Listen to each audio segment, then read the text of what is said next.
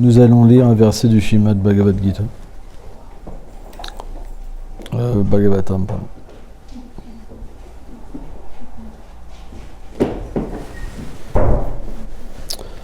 On est au 34, c'est ça ? 7.34, premier chant.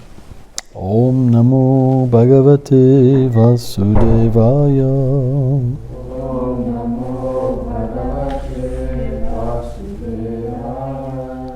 Om Namo Bhagavate Vasudevaya.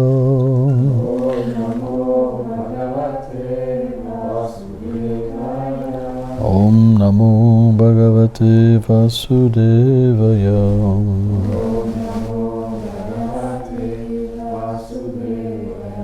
Shibirayam Ninim Shantam Hajvam Badvam Ripum Bara Braham Junam Prakum Pitom Bhagavam Hambu Jekchanaha. Voyant Arjuna lier énergiquement l'ennemi avec une corde et qu'il était sur le point de le ramener à son camp, le Seigneur, dont les yeux sont pareils à des lotus, lui dit avec indignation. Commentaire. Srila Vishwanath Chakravarti Thakur explique que Krishna parle avec force dans les 5 versets qui suivent à Arjuna, qui était empli de lamentation et de colère. Ceci afin de montrer au monde le standard de justice d'Arjuna. Le Seigneur est décrit en colère, comme Arjuna, mais ses yeux sont comme des lotus, alors que ceux d'Arjuna sont rouges de colère. Ainsi sa colère était seulement externe.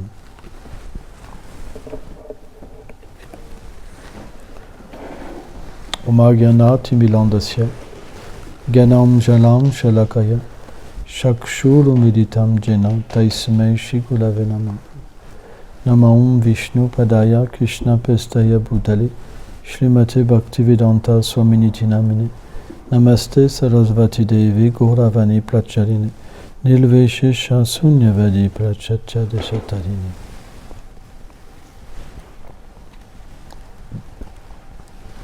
Beaucoup de gens ont du mal à comprendre qu'on parle de colère divine. Mais tout ce qui existe en tous les êtres existe aussi en Dieu, d'une manière sublime. Donc la colère existe aussi dans le Seigneur. Mais cette colère n'est pas un défaut. Par exemple, nous, quand on se met en colère, on perd la connaissance. On perd notre conscience spirituelle. Quand la colère nous frappe, on peut faire n'importe quoi parce que c'est plus nous. On peut tuer, on peut faire le plus grand mal, on peut se transformer, c'est vrai, hein? C'est une transformation. Alors que le Seigneur, quand il se met en colère, il n'est jamais illusionné. Sa colère, elle sert pour un dessein particulier. Et souvent pour protéger ses dévots. Et pour appliquer une justice. Car, naturellement, on a besoin de justice. Pourquoi ? Parce que pour progresser, on a besoin de pouvoir discriminer entre ce qui est bon et ce qui n'est pas bon. C'est ça la justice. Or, qu'est-ce que la colère de Dieu ? C'est simplement quand nous faisons quelque chose de mal, nous devons en souffrir. Et par cette souffrance, nous pouvons comprendre. Ah, j'ai fait quelque chose qui n'était pas bon. Vous comprenez ? Donc, l'être humain, comparé à l'animal, il a une position supérieure dans la conscience. L'animal, même s'il souffre, il ne comprendra jamais pourquoi il souffre. Alors que l'être humain, la conscience de l'être humain peut lui permettre de comprendre pourquoi il souffre. À partir de là, au lieu de s'en prendre à la cause de sa souffrance, quoi, à une personne physique ou à un problème, il comprend que cette souffrance, elle remonte à une cause bien plus profonde, c'est son ignorance. C'est par ignorance qu'il se retrouve dans une situation. Or, dans ce monde, quand les gens font une erreur, qu'est-ce qu'ils font? Regarde, il a fait une erreur. Regarde, comme un corbeau. Regarde, il a fait une erreur. Vous comprenez?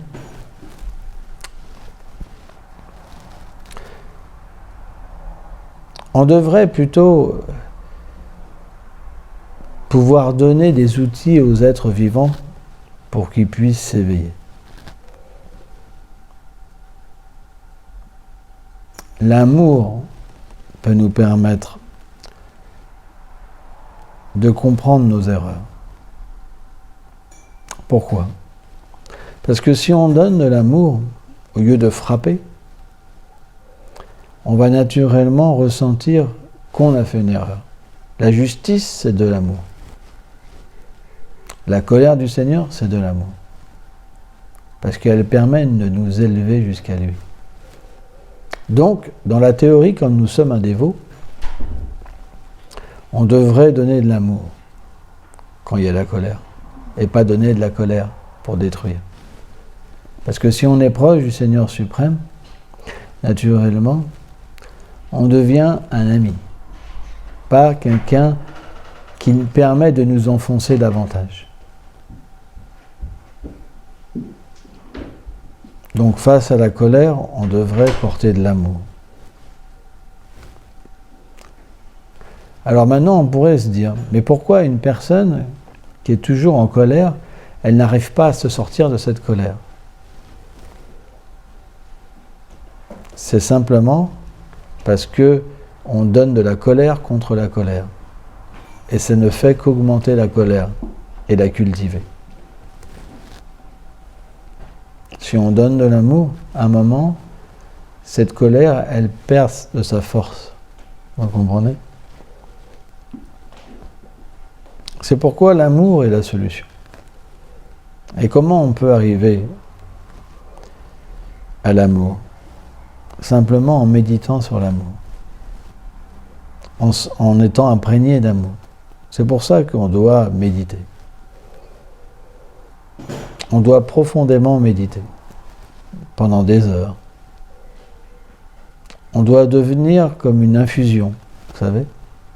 Comme quelque chose d'imprégné. Parce que si on en est imprégné, on va réagir avec de l'amour. Parce qu'on est imprégné d'amour. On va regarder avec de l'amour. On va comprendre avec de l'amour. Le problème, il n'est pas une personne. Le problème, c'est que vous n'avez pas d'amour. Et quand il y a une chose qui se passe, on n'arrive pas à le gérer parce qu'on n'a pas l'amour. On n'a pas la solution en nous-mêmes, déjà, pour nous soigner nous-mêmes. Que dire des autres? Donc la seule chose qu'on peut faire, c'est quoi? C'est montrer du doigt les autres et accabler les autres.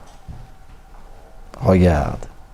Mais en fait, quand on fait ça, on montre nous-mêmes notre problème. Vous comprenez? Regarde ce qu'il a fait. Regarde. Regarde. Il y a un problème. Pourquoi? Pourquoi il n'y aurait pas de solution? Pourquoi on dirait pourquoi on dirait pas il y a une solution? Parce que comme il n'y a pas d'amour en nous, il n'y a pas de solution pour nous et pour les autres. Et c'est l'impasse. Donc qu'est-ce qu'on fait? À un moment, on veut faire partir les gens. C'est normal. Parce que ces gens, ils nous procurent plus de souffrance. Parce qu'ils nous font voir encore plus notre problème. Nous ne savons en fait répondre à un problème que par un autre problème, mais jamais par l'amour. Est-ce que vous pensez que les gens vont vouloir vous visiter?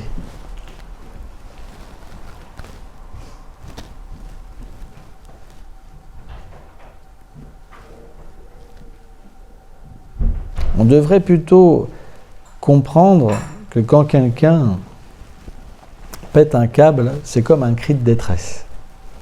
Je souffre. J'ai un trop plein de souffrance. Parce que quand quelqu'un pète un câble, c'est pas qu'il le pète à l'instant. C'est quelque chose qu'il a déjà accumulé par une frustration, parce qu'il n'arrive pas à trouver l'amour. Parce que de la manière qu'il s'y prend, ça ne marche pas. Mais le problème, c'est comme il n'a pas une goutte de vertu en lui, il ne peut même pas comprendre la cause de sa souffrance. C'est pas facile. Parce que lui-même, quand il y a un problème, il répond avec la dureté. Vous comprenez? Jamais avec l'amour. Donc en fait, ça ne fait que cultiver sa frustration de plus en plus, et à un moment, il y a un trop-plein. Et qu'est-ce qui se passe? Comme tous les autres qui sont autour de lui, ils n'ont pas d'amour, quand il y a le trop-plein, qu'est-ce qu'ils font? Ils lui frappent dessus. Vous comprenez? Et ça tourne entre les uns et les autres, entre les uns et les autres. Et la plupart des communautés, c'est comme ça.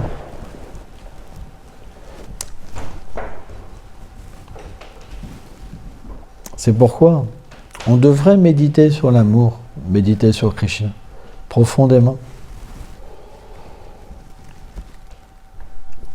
Pour ça, il faut être au moins situé dans la vertu. Méditation, ça veut dire la vertu.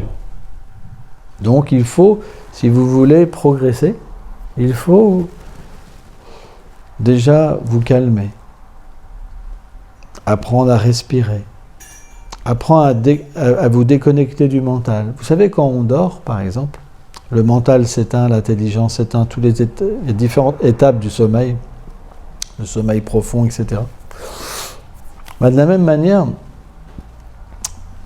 par la respiration, par la pratique du yoga, quand on chante mentalement le Mahamantra de Krishna, on peut arriver à ce niveau où les sens s'endorment, le mental s'endort, l'intelligence s'endort, et on peut simplement être imprégné du Mahamantra de Krishna, imprégné d'amour.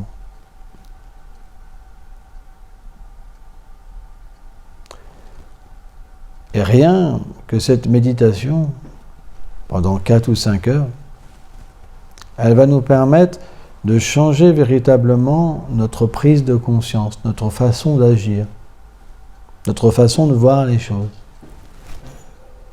Déjà, on va goûter une satisfaction en nous-mêmes, une profonde satisfaction. C'est la vertu. Et automatiquement, quand on va voir des actions, des réactions dans ce monde, on va les analyser à travers la vertu, à travers la connaissance spirituelle qu'on a reçue de nos maîtres. Et naturellement, on va traiter les choses comment? Par l'amour. Parce que de la même manière que cette méditation va nous sauver, va nous soigner, on va comprendre que le seul problème des êtres, c'est qu'ils ne peuvent pas recevoir d'amour. Ils cherchent à l'extérieur ce qui existe à l'intérieur. Pourquoi quelqu'un s'énerve? Parce qu'il n'arrive pas à trouver la satisfaction avec ses sens, avec son mental, avec son intelligence. C'est juste ça. Mais dès qu'on commence à méditer sur Krishna, sur l'amour, pendant des heures, on devient infusé, automatiquement, la paix s'installe en nous. Et quand la paix s'installe, et qu'on voit les gens dans la guerre, et malheureux, on comprend que le seul problème des êtres, c'est qu'ils n'ont pas d'amour. Parce que la seule satisfaction, c'est l'amour. Or, l'amour dans ce monde, il apporte la souffrance. Parce qu'il n'est pas parfait. Donc quelqu'un d'intelligent, il arrête de le chercher à l'extérieur, et il le cherche à l'intérieur de lui-même. C'est le principe du yoga. C'est vraiment pas compliqué. Vous fermez vos yeux, vous respirez, et vous chantez.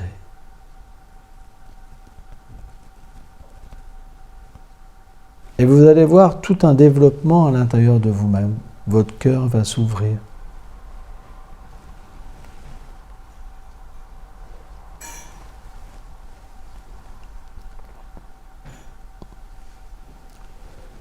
Vos centres énergétiques vont s'ouvrir.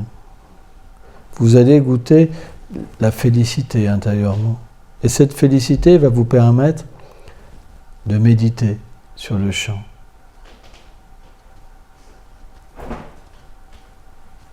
C'est le principe de la vertu.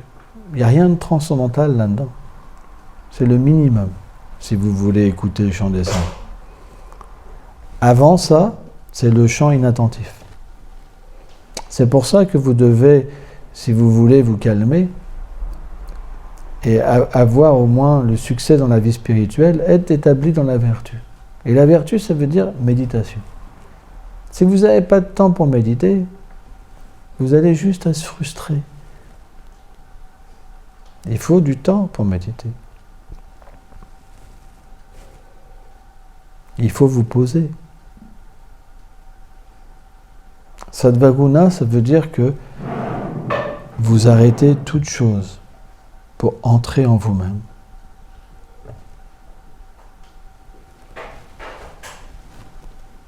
À partir de là, vous pouvez comprendre que votre vie, elle peut être très simple, extrêmement simple, et que vous pouvez trouver le bonheur à n'importe quel moment de la journée. Il suffit juste de fermer les yeux. Et ça, c'est juste la vertu. Les spiritualistes, ils appellent ça l'instant présent, par exemple. La méditation en pleine conscience. Ils ont inventé toutes sortes de noms, mais c'est simplement juste la vertu. Ça n'a rien de transcendantal encore. Mais ça permet de chanter paisiblement, que ça soit agréable. Vous pouvez chanter 5-6 heures d'affilée, 7-8 heures, sans avoir aucun gêne. Vous pouvez écouter clairement le chant. Clairement. Et automatiquement, le résultat, c'est que graduellement, le cœur va se purifier et la présence du Seigneur va se manifester personnellement en vous. Ça, c'est l'étape d'après. Ça veut dire que vous allez commencer à développer un attachement pour le Seigneur. Et vous allez commencer à ressentir de l'amour.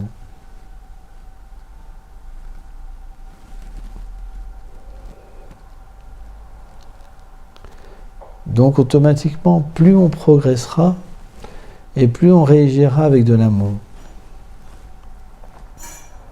C'est le résultat de la bonne méditation. Le seul problème, c'est l'amour. Quand vous n'avez pas d'amour, vous souffrez. Quand vous n'avez pas d'amour, vous vous en prenez aux autres. Parce que tout dépend de l'extérieur. C'est terrible comme vie. Tout dépend de l'extérieur. Alors que quand vous pouvez méditer sur le chant du Mahamantra des Krishna, avec de la vertu, vous pouvez comprendre que tout ce qui est à l'extérieur ne peut rien contre vous. Vous devenez libre de trouver le bonheur. Libre, vous comprenez? Parce que dans ce monde, l'âme conditionnée est esclave. Pour trouver du bonheur, elle est obligée de travailler durement. C'est la lutte pour l'existence, la lutte pour le bonheur. Mais là, votre lutte, elle cesse. Vous avez juste besoin de fermer vos yeux. À partir de là, votre problème est réglé.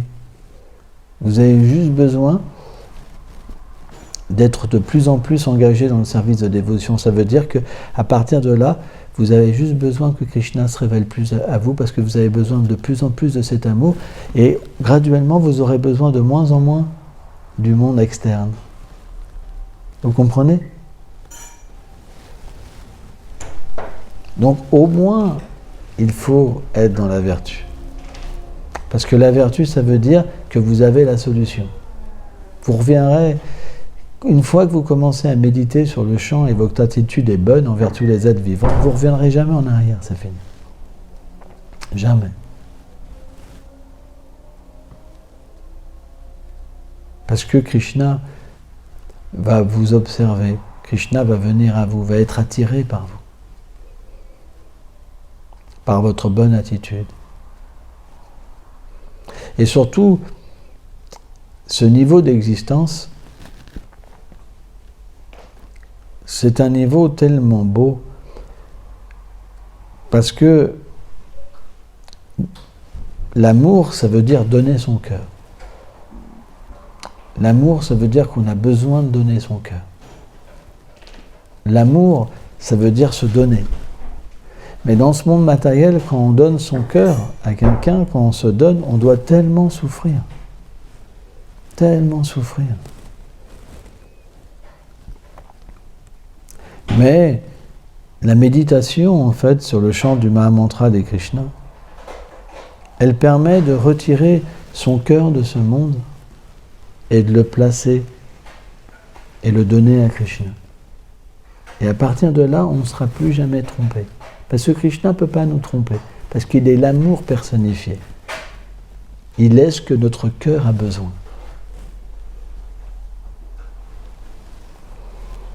C'est pourquoi, sans amour, notre vie est simplement un calvaire. Mais ce qui est le plus étonnant, c'est qu'ils ont tous la solution, mais personne ne la prend. Comment c'est possible? C'est un mystère. Comment c'est possible qu'ils ont tous la possibilité de développer l'amour? Ils pensent qu'à ça, mais ils n'y arrivent pas. C'est comme les matérialistes. Les matérialistes, ils pensent qu'à faire de la vie sexuelle, et tu as plein d'agences de clubs de rencontres, parce qu'ils n'arrivent pas à en faire. Eh bien, c'est pareil. Comment c'est possible qu'il y a des spiritualistes qui donnent leur vie pour développer de l'amour et qui n'arrivent pas à en développer? C'est un mystère, quand même.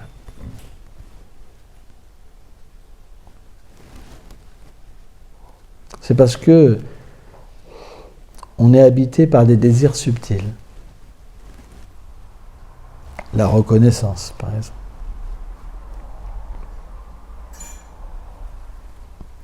Il y a des choses subtiles qui font que bien qu'on parle de quelque chose, au fond de nous-mêmes, on est attiré par autre chose.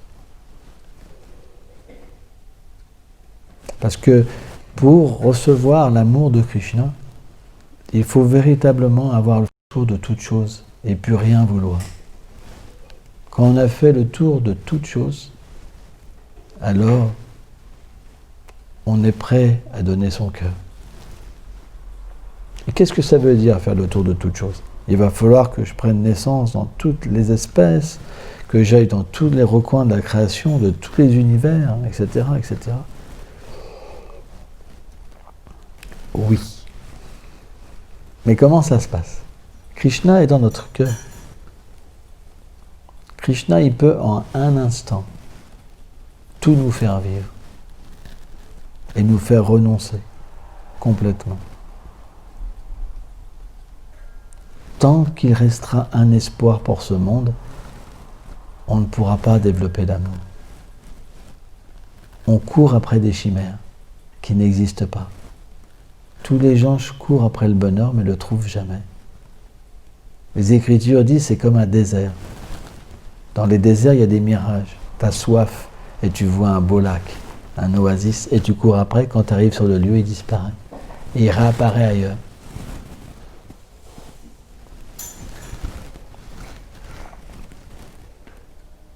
Quand il n'y aura plus aucune aspiration au bonheur matériel, alors on se consacrera au bonheur spirituel, à l'amour spirituel.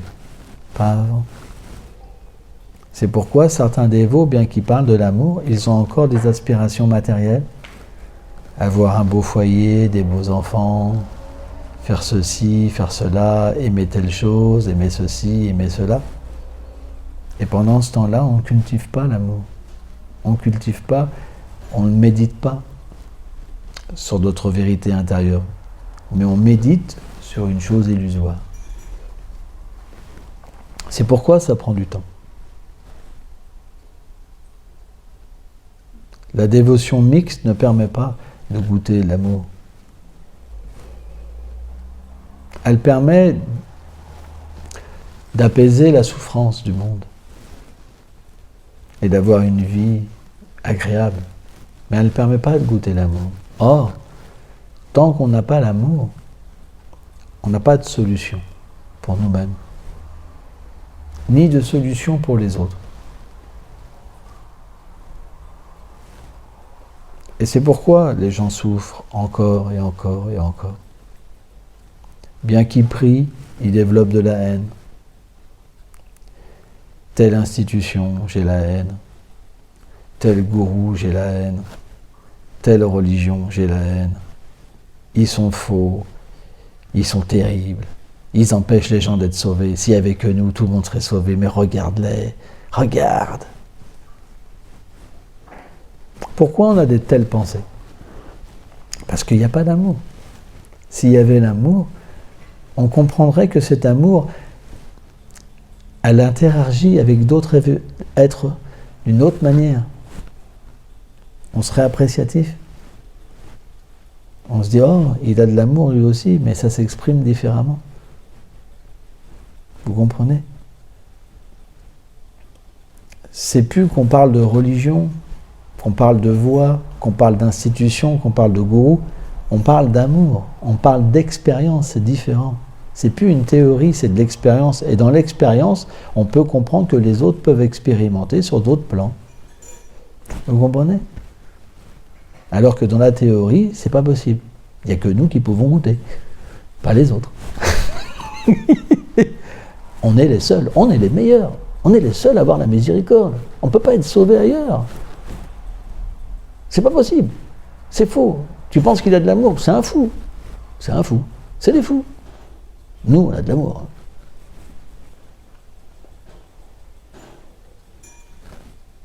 C'est la théorie. Mais la pratique, c'est différent. Quand l'amour vous touche, ça fait drôle. Parce que ça remet tout en question.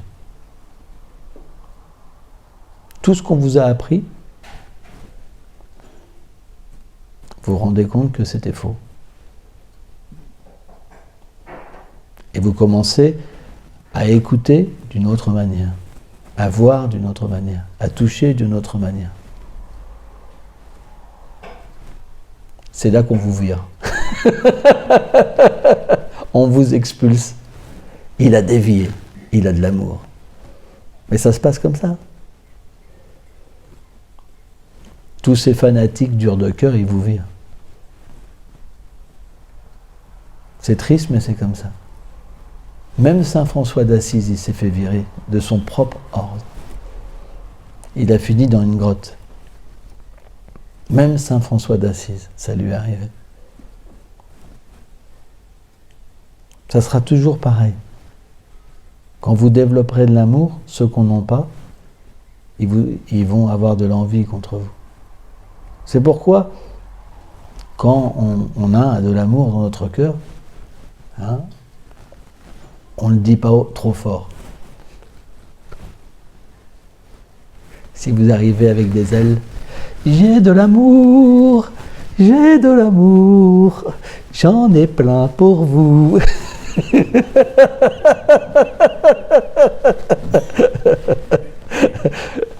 Alors vous avez les fanatiques avec des grandes dents, des grands yeux noirs, avec des gourdins qui protègent l'institution, tu sais.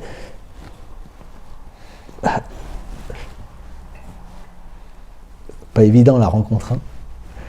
Entre j'ai de l'amour et puis l'autre avec ses gourdins, le protecteur de l'institution.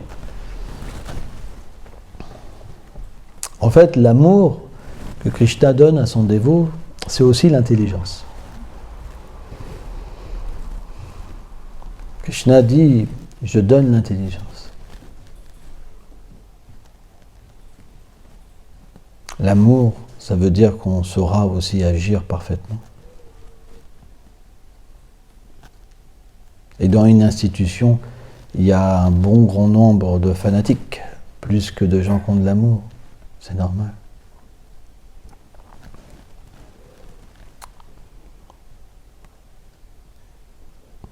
Donc, on ne peut soigner que par l'amour. Imaginez-vous une institution avec aucune personne qui a de l'amour.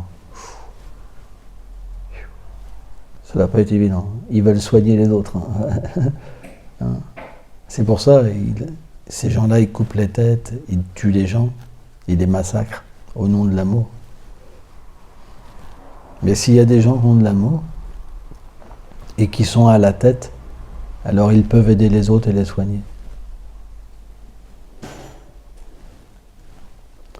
Donc c'est important de méditer sur l'amour. Hein. On a besoin de cet amour, on a besoin de ce lien avec Krishna. Hein. Et on doit la respecter chez les autres aussi. Merci beaucoup.